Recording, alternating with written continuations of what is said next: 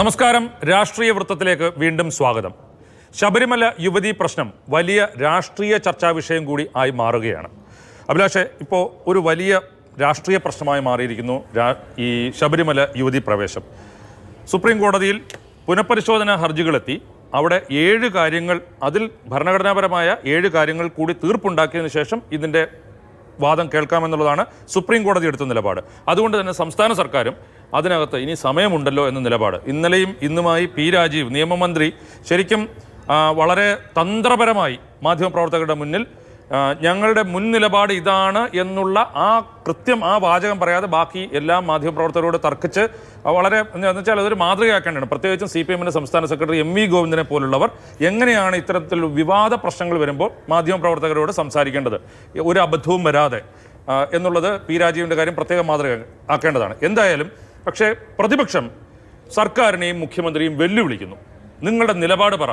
ഈ വെല്ലുവിളിയിൽ എന്തെങ്കിലും അർത്ഥമുണ്ടോ യഥാർത്ഥത്തിൽ? അല്ല, ഈ വെല്ലുവിളി രാഷ്ട്രീയമാണ്. കാരണം യുവതീ പ്രവേശനത്തിന് അനുകൂലമാണ് ഞങ്ങൾ എന്ന മുൻ നിലപാട്, അതായത് 2018 വിധി വരുമ്പോൾ ഉള്ള നിലപാട് വീണ്ടും സർക്കാർ എടുക്കുകയാണെങ്കിൽ അതായിരിക്കും കേരളത്തിലെ നിയമസഭാ തെരഞ്ഞെടുപ്പിലെ മുഖ്യ തെരഞ്ഞെടുപ്പ് വിഷയം.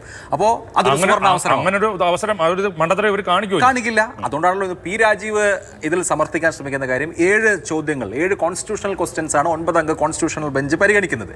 അതിൽ തീരുമാനമായിട്ടാണല്ലോ ശബരിമല പുനഃപരിശോധന ആവട്ടെ, ദാവൂദി ബോറ സ്ത്രീകളുടെ വിഷയമാവട്ടെ, പാഴ്സികളുടെ പിന്തുടർച്ചാവകാശമാവട്ടെ, ഇതൊക്കെ തീരുമാനിക്കേണ്ട അത്തരം ഹർജികൾ ഈ കോൺസ്റ്റിറ്റ്യൂഷണൽ ക്വസ്റ്റ്യനിൽ തീരുമാനമായതിനു ശേഷമായിരിക്കും വരിക. അപ്പോൾ സർക്കാർ നിലപാട് അറിയിക്കുക എന്ന് പറയുന്നത് ആർട്ടിക്കിൾ 25-ന്റെയും 26-ന്റെയും പ്രയോഗം സംബന്ധിച്ച്, അതിലെ ജുഡീഷ്യൽ റിവ്യൂവിൻ്റെ സാധ്യത സംബന്ധിച്ച്, കോടതിക്കുള്ള അധികാരം സംബന്ധിച്ചൊക്കെയുള്ള ഈ 7 ചോദ്യങ്ങളുടെ ഉത്തരം കോടതി കണ്ടെത്താനിരിക്കുമ്പോൾ ഞങ്ങൾ ആ വിഷയത്തിലെ നിലപാട് പറയുമെന്ന് പറഞ്ഞാൽ ശബരിമല സ്ത്രീ പ്രവേശനത്തിന് അനുകൂലമായോ പ്രതികൂലമായോ ഇപ്പോൾ ഈ തെരഞ്ഞെടുപ്പ് ഘട്ടത്തിൽ CPM അല്ലെങ്കിൽ ഇപ്പോഴത്തെ സർക്കാർ ഒരു നിലപാട് പറയുന്നില്ല എന്ന് വേണം മനസ്സിലാക്കാൻ. ഇന്നലെ ടെലിവിഷൻ ചർച്ചകളിൽ പോലും ഈ വിഷയത്തിൽ CPM പ്രതിനിധികൾ വന്നിരുന്നില്ല. വളരെ ടാക്ടിക്കലായിട്ടുള്ള സമീപനമാണ് അക്കാര്യത്തിൽ അവരെടുക്കുന്നത്. അതായത് പ്രവേശനത്തിന് അനുകൂലമാണോ പ്രതികൂലമാണോ, ഇത് രണ്ടാണെങ്കിലും റിപ്പർക്കഷൻസ് ഉണ്ടാവും. രണ്ടാണെങ്കിലും ഇപ്പോൾ അതുമായി ബന്ധപ്പെട്ട് നിലപാടൊന്നും പറയാനില്ല. ഇപ്പോൾ ഈ വിഷയം സുപ്രീം കോടതി പരിഗണിച്ചുകൊണ്ടിരിക്കുന്ന വിഷയം ആർട്ടിക്കിൾ 25-ന്റെ പ്രയോഗം സംബന്ധിച്ച് അതിന് സ്കോപ്പും സംബന്ധിച്ചുള്ള പ്രശ്നങ്ങളാണ്. അപ്പോൾ അതിൽ കോടതി ഒരു തീരുമാനം എടുക്കട്ടെ എന്ന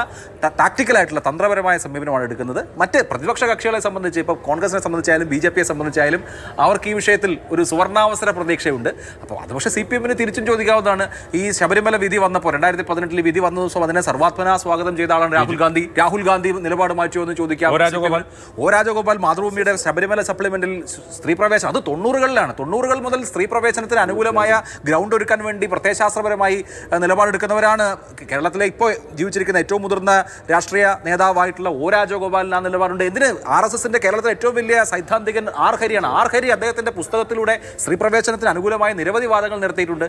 ഈ വിധി വന്ന സമയത്ത് എന്തായിരുന്നു ജന്മഭൂമിയുടെ തലക്കെട്ട്, ഇനി സ്ത്രീകൾക്കും മല ചവിട്ടാം എന്നുള്ളതായിരുന്നു RSSന്റെ പ്രഖ്യാപിത നിലപാട്. സുവർണാവസരം എന്നൊരു കാര്യം കത്തുന്നവരെ സ്ത്രീ പ്രവേശനത്തിന് അനുകൂലമാണ്. അപ്പോൾ തിരിച്ചങ്ങോട്ട് ചോദിക്കാമല്ലോ, നിങ്ങളുടെ നിലപാട് മാറ്റിയില്ലേന്ന്. അപ്പോൾ ഈ നിലപാട് എന്നൊക്കെ പറയുന്നത് ഇത്രയേ ഉള്ളൂ, തെരഞ്ഞെടുപ്പാണ് വിഷയം. അപ്പോൾ അതിനനുസരിച്ചുള്ള കാര്യങ്ങൾ നമുക്ക് പ്രതീക്ഷിക്കാം. കോൺഗ്രസിന്റെ അഭിപ്രായം, പ്രത്യേകിച്ച് രമേശ് ചെന്നിത്തല വെല്ലുവിളിക്കുന്നുണ്ടല്ലോ. രമേശ് ചെന്നിത്തല മാത്രമല്ല, പ്രതിപക്ഷം വിളിക്കുന്നത്. അതിനകത്ത് ധൈര്യമുണ്ടോ എന്നാണ് ചോദിച്ചത്. 100% ഉറപ്പിക്കാം, ഇവർക്ക് ആചാരം സംരക്ഷിക്കാൻ വേണ്ടിയിട്ടോ ശബരിമല നന്നായി പോകാൻ വേണ്ടിയിട്ടോ സ്ത്രീകളുടെ അവകാശം സംരക്ഷിക്കുക ഒന്നുമല്ല ലക്ഷ്യം.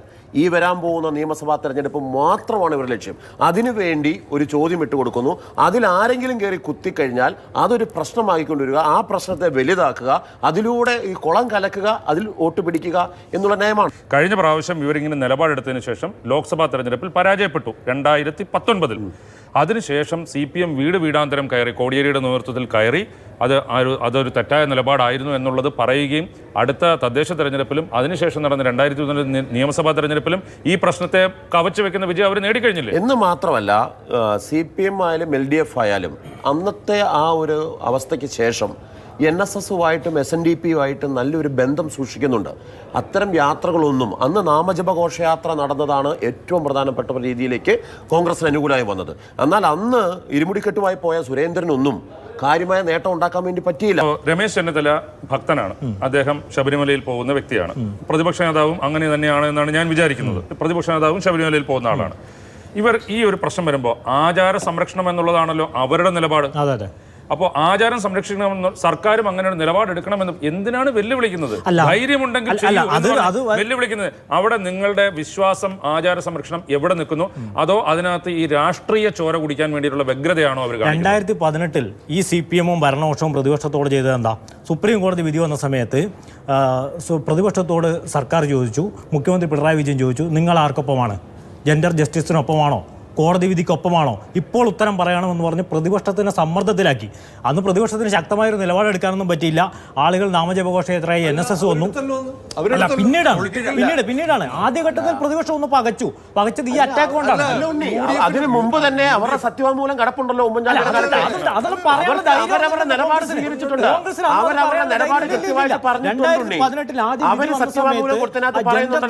നവോത്ഥാനം എന്നൊക്കെ പറഞ്ഞ് സർക്കാർ ഒരു പ്രൊപ്പഗൻഡ അങ്ങോട്ട് അടിച്ചു കയറിയ സമയത്ത് പ്രതിപക്ഷം ഒന്ന് ഷോക്കായി, നമ്മൾ പിന്തിരിപ്പന്മാരായി സംശയമുണ്ടായി. രണ്ടാമത് വിശ്വാസികൾ രംഗത്തിറങ്ങുന്നു.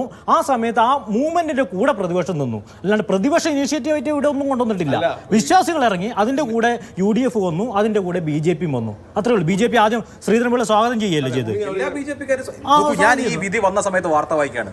ആദ്യം കണക്ട് ചെയ്ത മഹിളാ കോൺഗ്രസിന്റെ അന്നത്തെ പ്രമുഖ നേതാവ് പറഞ്ഞത് ഞാൻ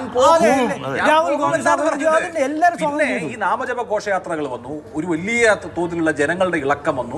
അങ്ങനെ NSSന്റെ നേതൃത്വത്തിൽ പിന്നെ രാഹുൽ ഈശ്വറിന്റെ പേരിൽ കുറച്ച് സർക്കാരിന് മാറ്റാൻ പറ്റില്ല, CPM-ന് മാറ്റാൻ പറ്റില്ല.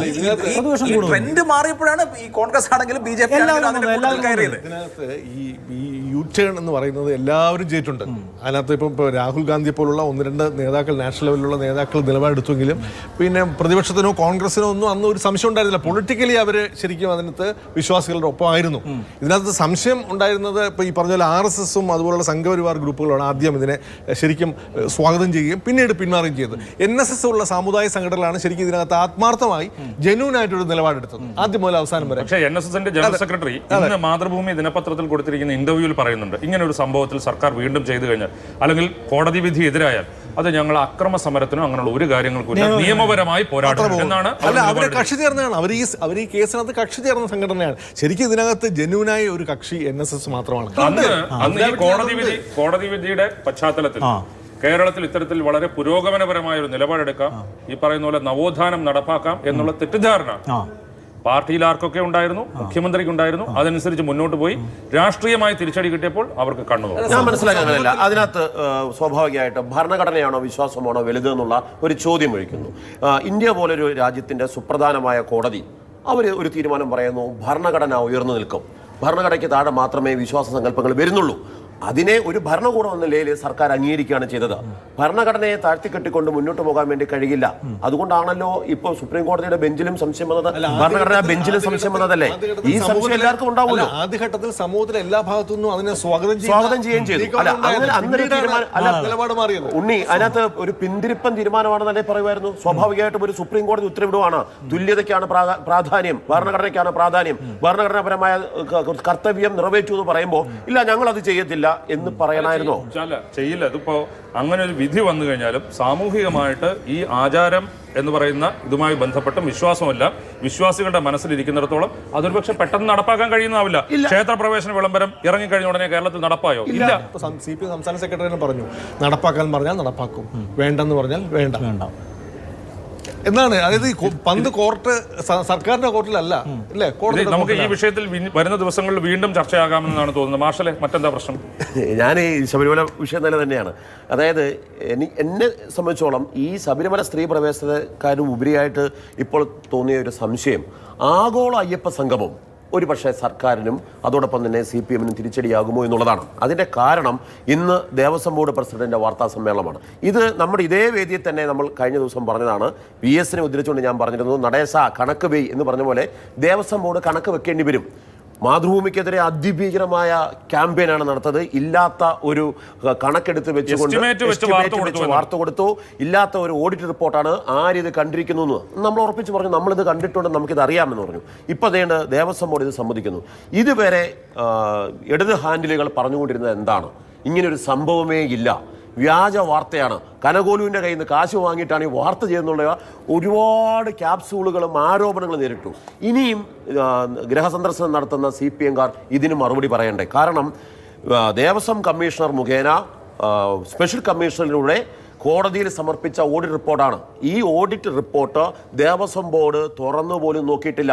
അവിടെ നടന്നിട്ടുള്ള ഓരോരുത്തരെ ഏൽപ്പിക്കുന്നു, 3 സ്പോൺസർമാരെ വെക്കുന്നു. ഇവർക്ക് ന്യായം പറയാം, സംസ്ഥാന സർക്കാരിന്റെ കാശ് പോയിട്ടില്ല, ദേവസ്വം ബോർഡിന്റെ കാശ് പോയിട്ടില്ല. പക്ഷേ അതിഭീകരമായ ധൂർത്ത് നടന്നുവെന്ന് ഓഡിറ്റ് റിപ്പോർട്ടിലുണ്ട്. ഇതിന് മറുപടി പറയണ്ടേ? വിശ്വാസം ഇതൊക്കെ വിശ്വസിച്ച് മറ്റുള്ളവരൊക്കെ സംഭാവന നൽകിയ പണമാണ്. അത് ദൈവത്തിന്റെ പേരിൽ കൊടുക്കുന്നത്, അയ്യപ്പന്റെ പേരിൽ കൊടുക്കുന്ന പണമാണ് ഈ രീതിയിൽ ധൂർത്തടിച്ച് കളഞ്ഞത്. കേരള ബാങ്ക്, അതോടൊപ്പം തന്നെ അദാനി തുടങ്ങിയവരെല്ലാം ഇവർക്ക് പണം കൊടുക്കുന്നുണ്ട്, അതുകൊണ്ട് ഇവർ ചെയ്യുന്നു. പക്ഷെ ഇത് ചെയ്യുമ്പോഴുള്ള പ്രശ്നം ഇതായിരുന്നു, എന്തിനായിരുന്നു ആഗോള അയ്യപ്പ സംഗമം നടത്തിയിരുന്നത്?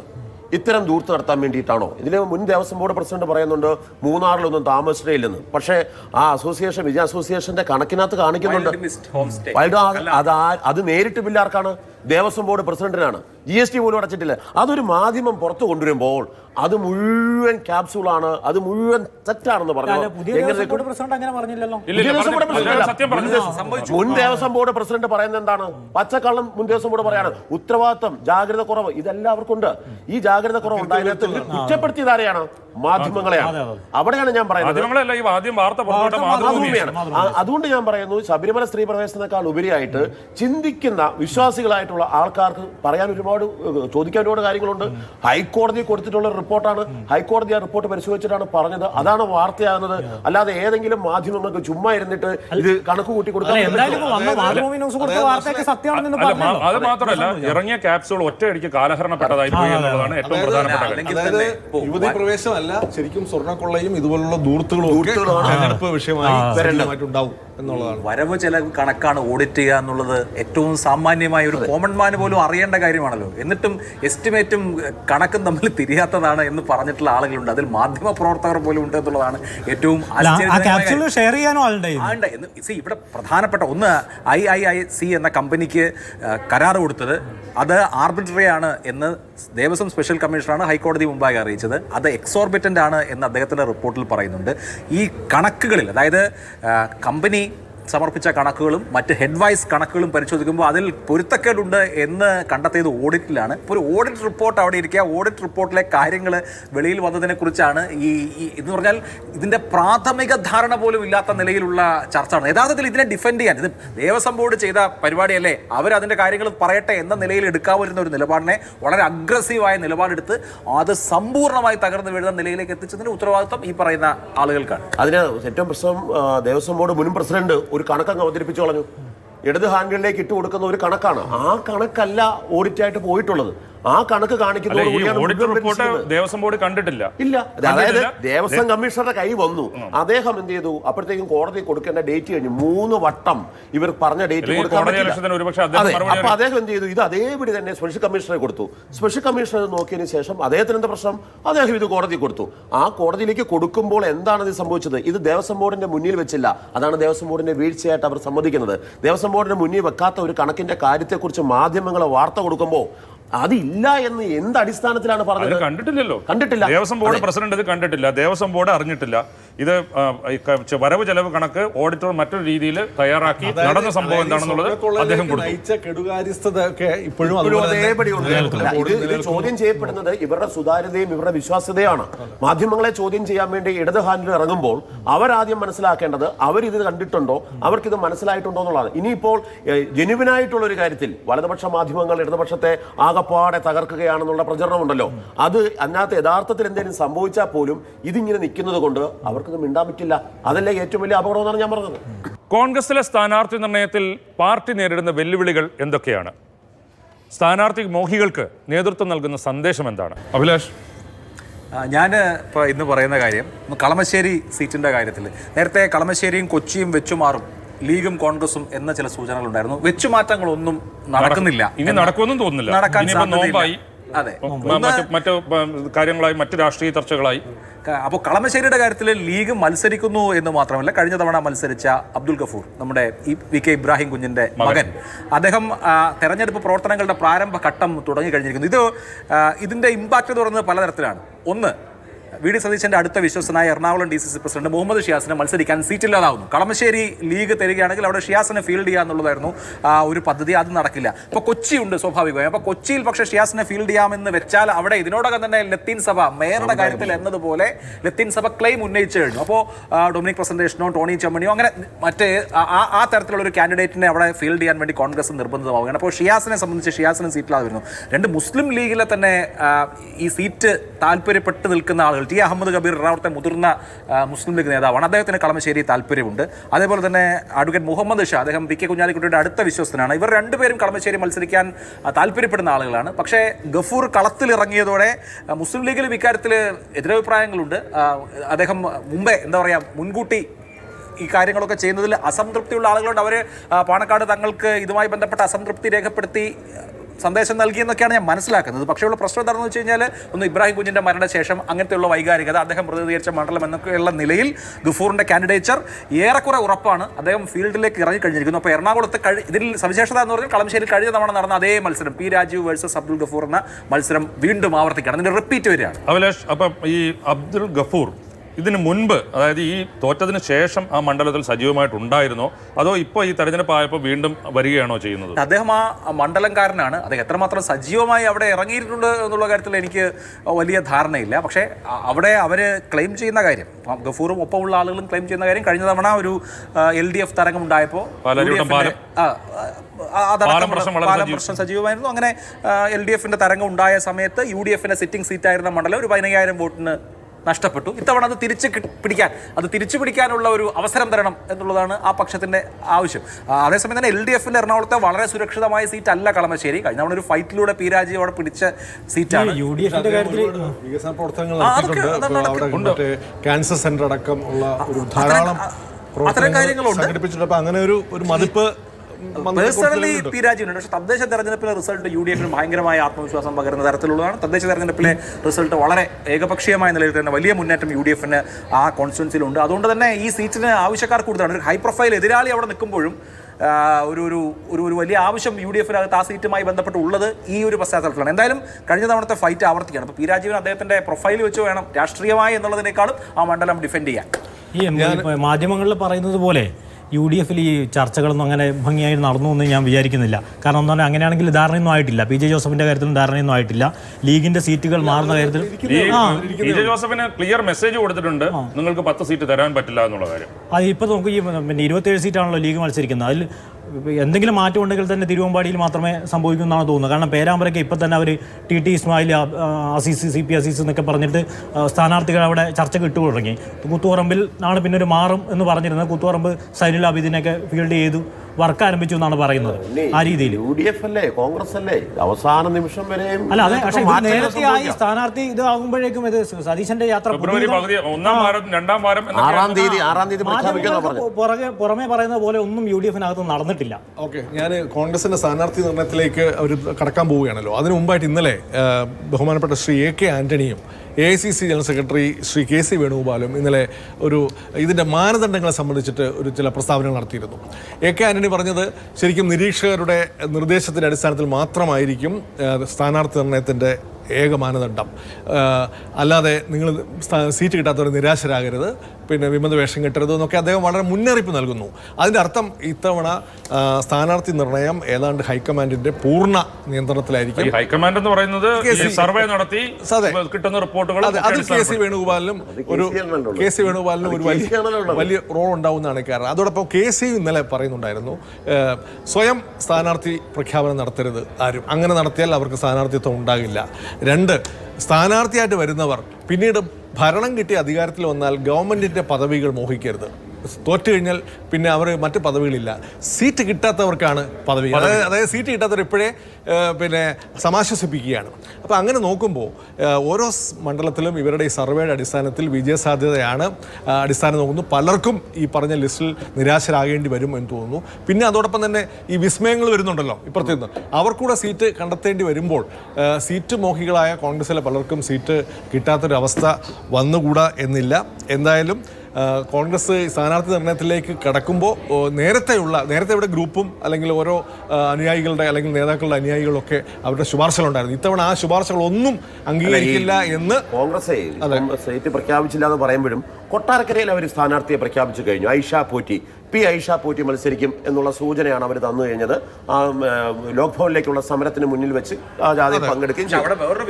അതാണ് ഞാൻ പറഞ്ഞത്. അതാണ് അപ്പൊ പക്ഷെ അവിടെ രശ്മി എന്ന് പറയുന്ന UDF-ന്റെ കഴിഞ്ഞ സ്ഥാനാർത്ഥി ബി ജെ പിയിലേക്ക് പോവാണ്. ഇന്ന് മാത്രമല്ല KN ബാലഗോപാലിന് ശക്തമായ മത്സരം കൊടുത്ത ആളാണ് രശ്മി. അതുമല്ല അവർ ജില്ലാ പഞ്ചായത്ത് ഡിവിഷൻ ജയിക്കുന്ന സമയത്തും CPM-ന്റെ കോട്ടയ്ക്കകത്തു നിന്നാണ് അവർ ജയിച്ചു വന്നത്. അങ്ങനെയുള്ള രശ്മി ഇപ്പോ അതാണ് ഞാൻ പറഞ്ഞത്. ഈ വിസ്മയങ്ങൾ വരുമ്പോ വിസ്മയങ്ങളുടെ കാര്യത്തിൽ ഞാൻ ഒരു കാര്യം ചോദിക്കട്ടെ. ഇപ്പോ ഐഷ പോറ്റി ഇപ്പൊ കഴക്കൂട്ടത്ത് പ്രേംകുമാറിനെ മത്സരിപ്പിക്കുമെന്ന് പറയുന്നു. മലമ്പുഴയിൽ സുരേഷ്. ഇത് അപ്പോൾ കോൺഗ്രസിന് സ്ഥാനാർത്ഥികളില്ലാതെ പെട്ടെന്ന് ഇങ്ങനെ വരുന്ന ആളുകൾക്ക് ഈ വരുന്നത് എന്ത് തരത്തിലുള്ള മെസ്സേജാണ് കോൺഗ്രസ് അണികളിലേക്കും പ്രവർത്തകരിലേക്കും? അല്ല, പലരും ശരിക്കും സ്വകാര്യ സംഭാഷണത്തിൽ അതിൽ അസംതൃപ്തരാണ്. കാരണം അവർ പറയുന്നത് ഇപ്പോൾ വരുന്ന ഈ പറഞ്ഞ വിമതരെയൊക്കെ അക്കോമഡേറ്റ് ചെയ്തതിൽ തെറ്റില്ല, പക്ഷെ അവർക്കെല്ലാം സീറ്റ് ഓഫർ ചെയ്യുന്നത് ഒരു നല്ല പ്രവണതയല്ല. ഇതിനകത്തുള്ള പലർക്കും അത് അവസരങ്ങൾ നിഷേധിക്കും എന്ന് മാത്രമല്ല വരുന്നത് ഹൈ പ്രൊഫൈൽ ആളുകളായിരിക്കണം. ഈ വരുന്ന പലരും അങ്ങനത്തെ ഹൈ പ്രൊഫൈൽ ആൾക്കാർ ഒരു അത്യാവശ്യം ഒരു ജില്ലാ കമ്മിറ്റി അംഗമോ അല്ലെങ്കിൽ ഒരു സംസ്ഥാന കമ്മിറ്റി അംഗമോ അല്ലെങ്കിൽ ഒരു മണ്ഡലത്തിൽ അത്യാവശ്യം ജയിക്കാനുള്ള വേരുകളുള്ള ആളോ ഒക്കെ വന്നാൽ മനസ്സിലാക്കാം. ഇതല്ലാതെ ചെറിയ പരിഭവത്തിൻ്റെയോ കൊതിക്കെറിവിൻ്റെയോ ഒക്കെ അടിസ്ഥാനത്തിൽ നിരാശയുടെ അടിസ്ഥാനത്തിൽ വരുന്ന എല്ലാവരെയും സ്വീകരിക്കണം. പക്ഷെ അവർക്ക് സീറ്റ് ഓഫർ ചെയ്യുന്നത് നല്ല പ്രവണതയല്ല എന്നുള്ള ചർച്ച പല കോൺഗ്രസ്സുകാർക്കുണ്ട്. പല മണ്ഡലങ്ങളിലും മാസങ്ങൾക്ക് മുമ്പേ മത്സരിക്കാൻ തയ്യാറെടുത്ത് അതിന്റെ അണിയറ പ്രവർത്തനങ്ങളൊക്കെ നടത്തുന്ന കോൺഗ്രസ് പ്രവർത്തകരുണ്ട് അല്ലെങ്കിൽ നേതാക്കളുണ്ട്. ഇപ്പൊ കഴക്കൂട്ടത്തെ സംബന്ധിച്ചും അങ്ങനെയാണ്. നേരത്തെ പ്രിപ്പയർ ചെയ്ത് കഴക്കൂട്ടം മണ്ഡലത്തിൽ സ്ഥാനാർത്ഥിയാകാം എന്ന് വിചാരിച്ച് അതിന്റെ മറ്റ് കാര്യങ്ങളൊക്കെ നോക്കിയിരിക്കുമ്പോഴാണ് ജയശൈല SS ലാല് തുടങ്ങിയവരൊക്കെ കഴക്കൂട്ടത്ത് സ്ഥാനാർത്ഥിയാകുമെന്നുള്ള ഒരു പ്രതീക്ഷ ഉണ്ടായിരുന്ന ആൾക്കാരാണ്. അവരെല്ലാം മാറ്റിക്കൊണ്ടാണ് ഇപ്പോൾ പെട്ടെന്ന് നടത്തി വരുന്നത്. എൻ്റെ ഒരു സംശയമൊന്നുമല്ല, നമ്മുടെ ചെറിയാൻ ഫിലിപ്പിന് സീറ്റ് ഉണ്ടാവും. അത് എന്തുകൊണ്ടാണെന്നറിയോ? അദ്ദേഹത്തിന് സീറ്റ് ഉണ്ടായില്ല എന്ന് അദ്ദേഹത്തിന്. ചെറിയാൻ ഫിലിപ്പിനെ മത്സരിപ്പിച്ചത് CPM മാത്രമാണ്. കാരണം ചെറിയാൻ ഫിലിപ്പ് അന്ന് പ്രതിഷേധിച്ചിറങ്ങി പോകുന്നതാണ്. പുതുപ്പള്ളിയിൽ മത്സരിച്ചിട്ട് അന്ന് പ്രതിഷേധം അറിയിച്ച ആളാണ്. എന്നാൽ അതുപോലെയുള്ള എത്രയോ നേതാക്കന്മാരുണ്ട്. അവരാണ് യഥാർത്ഥത്തിൽ നേരത്തെ പറഞ്ഞ ഈ വിസ്മയങ്ങൾ വരുമ്പോൾ വെട്ടിൽ വീണ് കിടക്കുന്നത്. അതുകൊണ്ട് വിസ്മയങ്ങൾ അവസാനിപ്പിക്കണമെന്നുള്ള നിർദ്ദേശമാണ്. ചെറിയ ഫിലിപ്പിന് സീറ്റ് കൊടുക്കുമോ? ആ തരത്തിൽ നീതി കാണിക്കാത്ത ചെറിയാൻ ഫിലിപ്പിനോട് നീതി കാണിക്കാത്ത പ്രസ്ഥാനം കോൺഗ്രസ് ആണ്. അന്ന് 2001 സീറ്റ് കിട്ടാഞ്ഞിട്ട് പുള്ളി ഒരു കവിത തന്നെ എഴുതി കഴിഞ്ഞു. അന്ന് കേരള കൗമുദിയിൽ ഞാനൊരു പോക്കറ്റ് ചീപ്പായിരുന്നു, AK ആന്റണിയുടെ ഉമ്മൻചാണ്ടിയുടെയും പോക്കറ്റിൽ കിടന്ന ചീപ്പായിരുന്നു എന്ന് പറഞ്ഞ് അദ്ദേഹം കവിതയൊക്കെ എഴുതിയിട്ടുണ്ട്. ഉമ്മൻചാണ്ടിക്കെതിരെ ശക്തമായ നിലപാടെടുത്ത് പരസ്യമായി വിമർശിച്ച് പുതുപ്പള്ളിയിൽ പോയി മത്സരിച്ചു. ഏറ്റവും അവസാനം AK ആന്റണി തിരിച്ചു വിളിച്ചു. AK ആന്റണിയുടെ ഒക്കെ സ്നേഹം എന്നോടൊപ്പം ഉണ്ട് എന്ന് പറഞ്ഞാണ് തിരിച്ചു പോയത്. പക്ഷേ AK ആന്റണിക്ക് ആ രീതിയിൽ സ്നേഹിക്കാൻ കഴിയുമോ, സീറ്റ് കൊടുക്കാൻ കഴിയുമോ? ശരിക്കും ചെറിയാൻ ഫിലിപ്പ് മോഹമുക്തനായ കോൺഗ്രസ്സുകാരനായി. അനുഭവം കൊണ്ട് മോഹമുക്തി വന്നു എന്നാണ് തോന്നുന്നത്. രാഷ്ട്രീയ വൃത്തം വീണ്ടും കാണാം നാളെ.